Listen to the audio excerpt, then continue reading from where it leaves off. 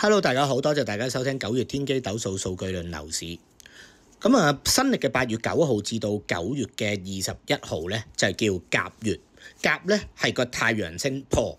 咁但係問題咧，佢起一偏財嘅，咁所以咧股市咧有摸多一次頂，亦都冇話好嚴重嘅有啲咩嘅大跌。咁但係公關災難月，啲公關災難就冇發生咧，個市咧就繼續企硬嘅。但係樓市又係咪真係咁好咧？大家去睇一睇以下資料嘅。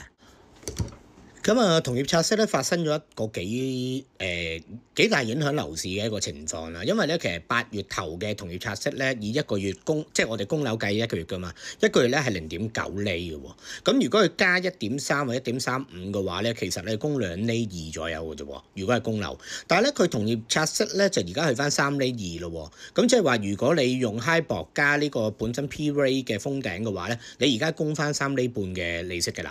㗎，咁即係個利息又調升翻啦，咁都有少少輕微影響咗個樓市嗰個情況㗎，有輕微影響咗。但係而家知道就係9月18號議息咧，其實美國都已經講咗，聯儲局都講咗預期今年會有2次減息啦。咁你而家議息仲有3次，即係3次嚟緊3次裏邊有2次會減息，咁都有講好大呼聲講今次9月18號減息機率好高嘅。咁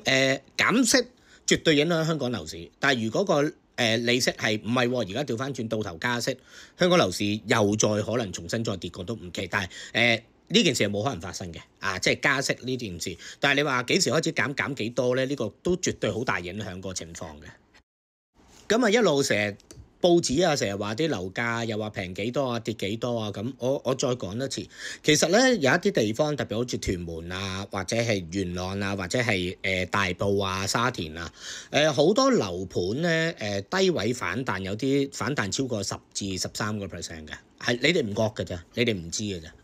即係大埔中心曾經有啲單位成交過295萬至300幾萬，而家平均成交340幾嘅，平均成交350幾，最平嗰啲兩房單位咁所以其實都反彈咗一段嘅，咁但係其實因為有一啲地區之前冇跌，而跟住佢下調翻，咁而其實中原城市領先指數咧喺1月1號嘅時候咧係137點嘅，咁對比翻上月個話或者係全年嘅話，佢係冇乜起跌嘅。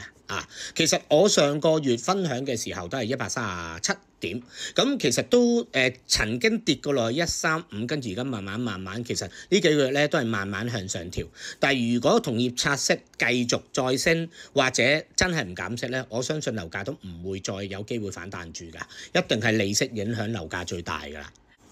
一手成交咧，咁8月有31號嘅，今日錄音呢一刻係30號嘅，咁成交已經超過咗1880宗成交，我諗大約今個月埋單都一手成交近2000宗都唔奇嘅，因為禮拜6日啊嘛，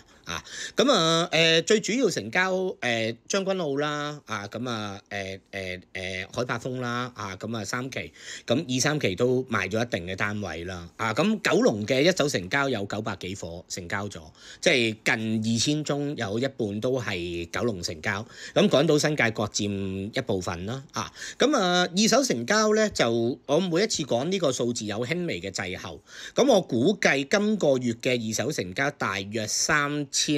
幾至3100宗，咁連續4個月嘅高位，今個月輕微少少回調，咁但係一手成交事實都仲係多啊嘛，咁而個利息